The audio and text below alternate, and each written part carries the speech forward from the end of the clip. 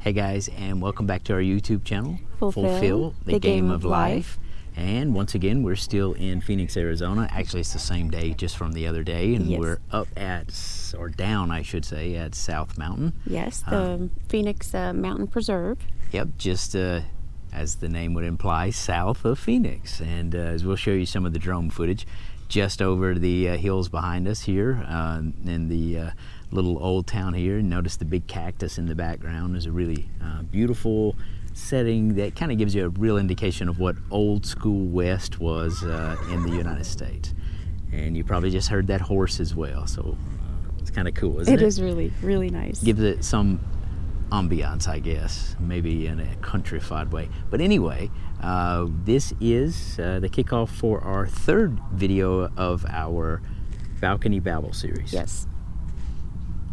So this is the third part to our three-part series. And the first series is Would We Retire Early? And the second series was Would We Retire in the Same Place and in the Same Way?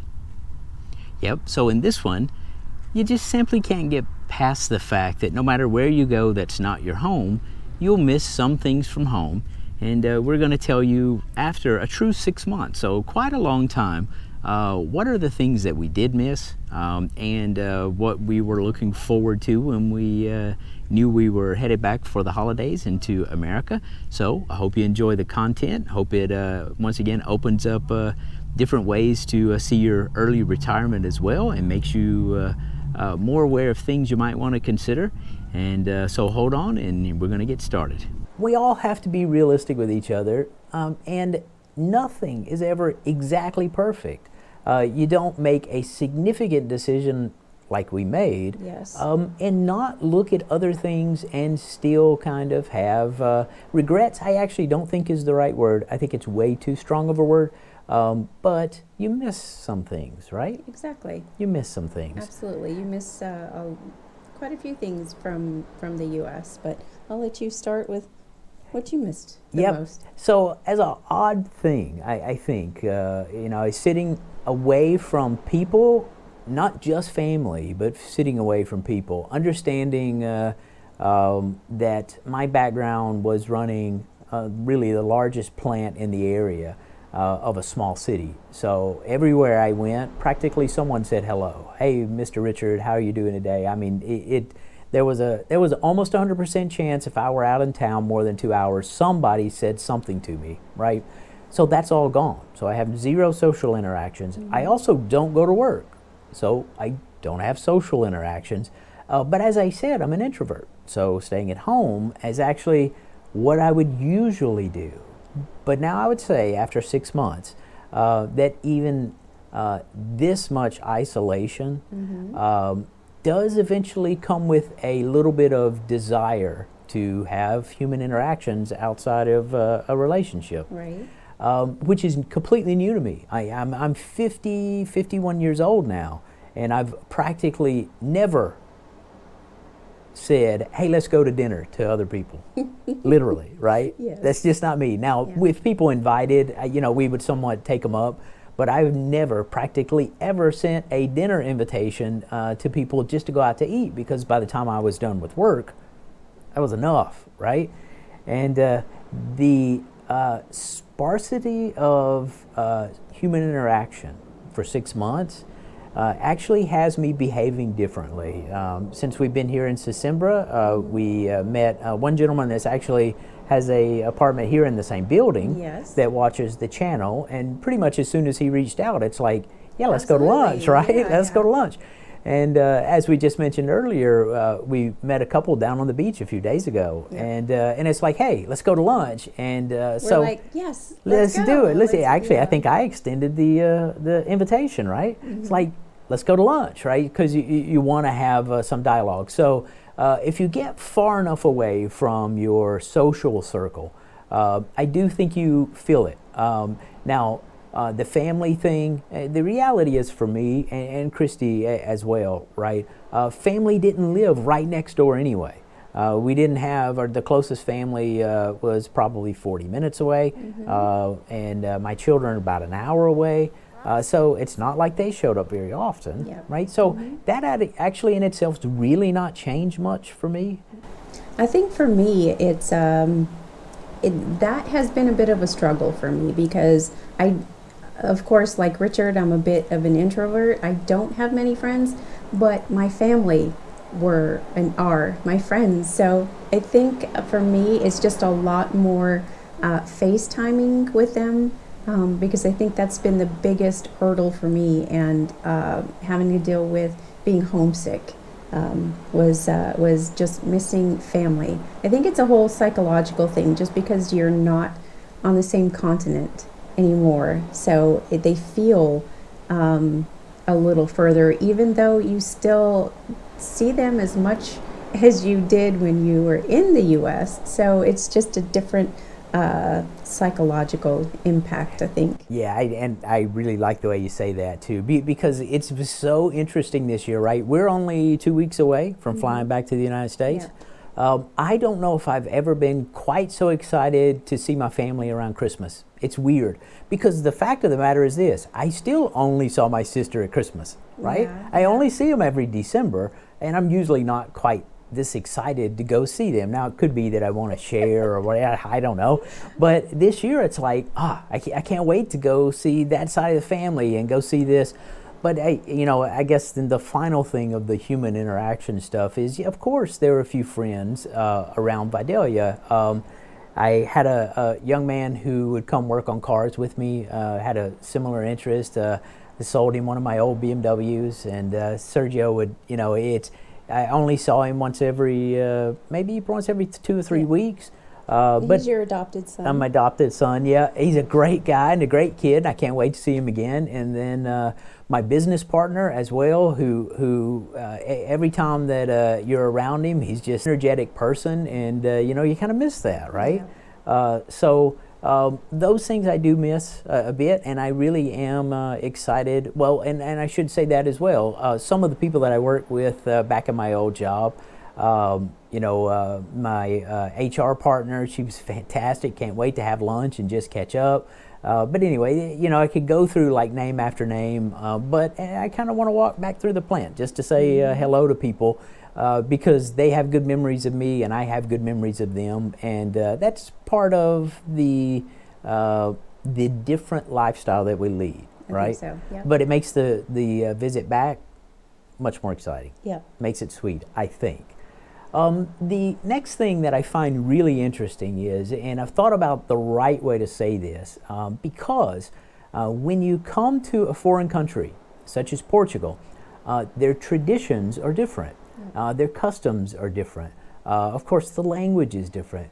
But probably the thing that's unavoidable that's different is the food is different, Yes. right? Yes. And just like, and I really believe this, that's why I'm really particular with the way that I want to say this, right, is when you get here, you're going to do just like you would anywhere else. You're going to try different foods.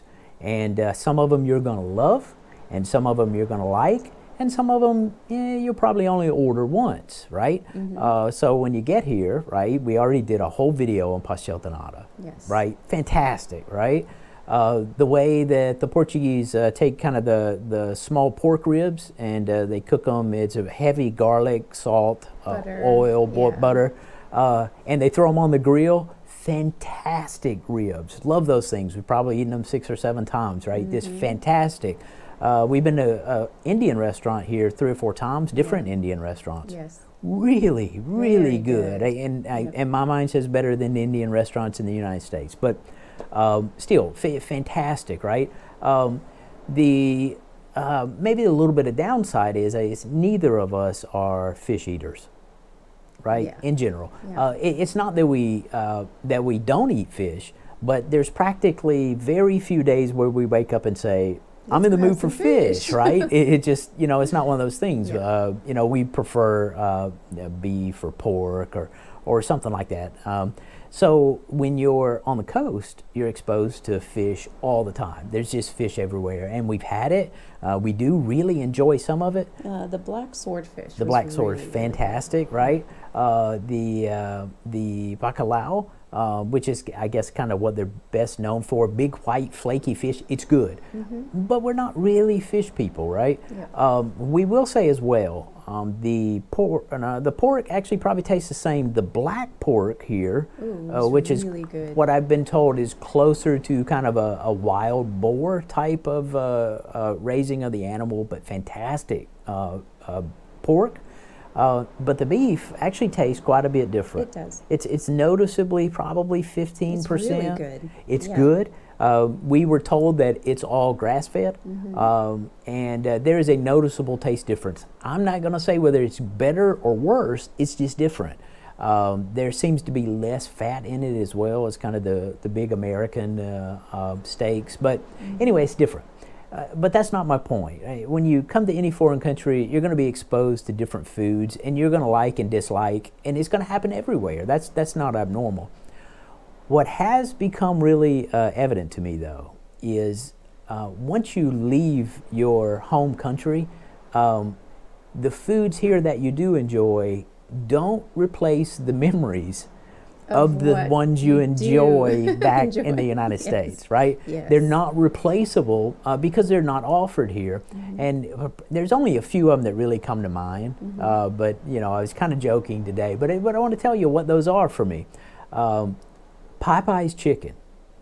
Popeye's chicken is a spicy, deep fried chicken, and it's phenomenal. And I can't wait to get back to Popeye's. Now, unfortunately, they're going to be charging me $10 or $11 for you know, a 2 or 3 piece, but it's fantastic chicken. And then Hardware Pizza. Hardware Pizza. There's this small pizza place in Vidalia, Georgia, and I'm not exaggerating when I say this. I've eaten pizza. Obviously, we just came from Italy. I've eaten pizza here. I've eaten pizza in tons of places.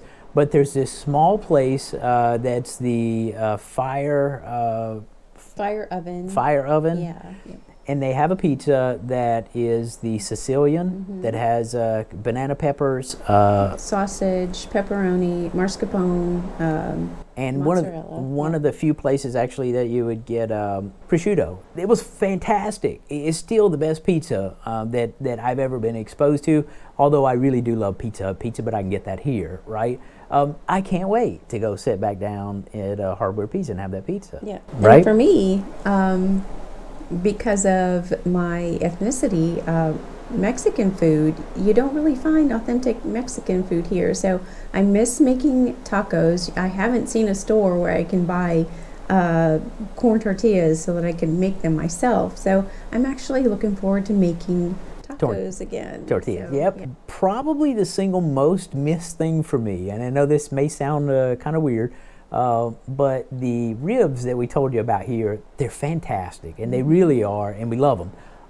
But the one thing Americans have done really, really well, from my particular taste, is when you throw pork ribs on a grill and you put American barbecue sauce on them, spicy American barbecue sauce on them, it's literally the first thing I'll eat when I get back to the United States. It's phenomenal food, and if you've never had a chance to get real American barbecue, you should fit it in, because I suspect when you're done, it'll fit into your favorite things to eat, right? It's just phenomenal. So we're looking forward to that. So I think, you know, there is you find a new world and you discover the things, as we said with pastel de nata. How in the world is this thing not all over the world, right? Yeah. It's that good.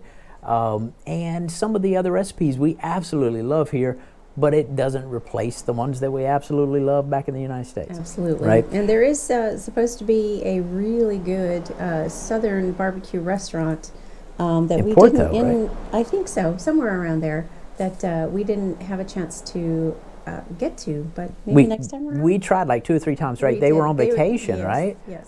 So they had shut down the restaurant, and we just didn't have the right time to show up. Right. So you can bet we will, because we miss it, and it'd be fantastic just to drop by and get some barbecue. Speaking though of the barbecue sauce, the other thing that's noticeable here is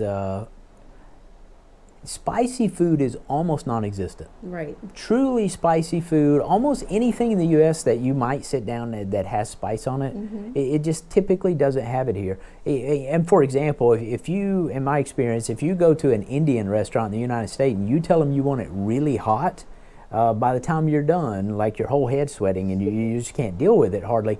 And we come here and they ask us, do you want it hot? And we're like, yeah, we want it really hot. Yes. And it comes back like medium hot, right? Yeah. It's We're like, this isn't spicy. Yes. But you know what? We'll take it because We'll take it. we haven't had spicy in a while. So anyway, there is, I suspect that our description here is going to apply no matter what you do when you leave wherever you're at. You're going to find new things that you love, but you're also going to be missing some of the things that are on your favorites list from where you left.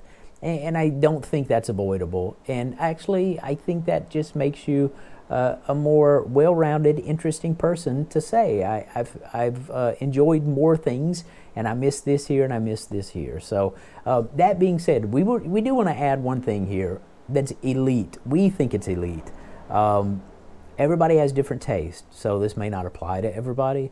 But there is a cheese here that we would go into the grocery store, and there's so many choices of cheese. You just pick up random cheese, and you're like, let's try this, and let's try this, and let's try this. And we picked up, you have any idea what it's called? No, but we'll put it on the screen. We'll put it on the screen. But it is, reading it, it's a mix of... I think it's cow and goat and one other. But this stuff is, from my opinion, the best cheese I've ever had. And we eat it continuously. Absolutely, with a little bit of honey and... Just cut it in small pieces and eat it with honey, and it is phenomenal. It's just fantastic. It's the best cheese I've ever had. And if I ever left Portugal, I'd be like, I need to find a way to ship that stuff here. It's that good, right? But I always want to tell this little side to that as well. I grew up with a syrup. And the syrup, Golden Eagle syrup, it's completely regional, not only to the southeast, but almost exclusively in the state of Alabama. And it's a mix. If you read the ingredients, it's a mix of honey, a little bit of I can't remember, different syrups.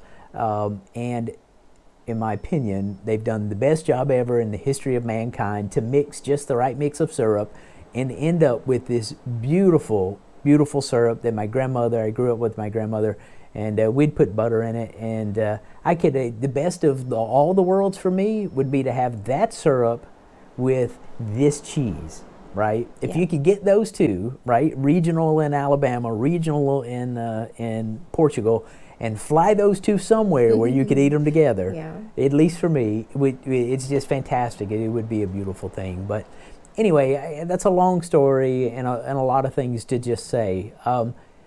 When you leave your home, of course, you're going to miss things. And I don't think, it's not a negative thing. It's inevitable because you will discover things that you love in the new place, but you will leave behind things that you loved in the old place. And we're excited to go back to America to revisit the things we frequented and the things that we loved. But we'll be just as excited to come back to Portugal to experience the things that we love here, right?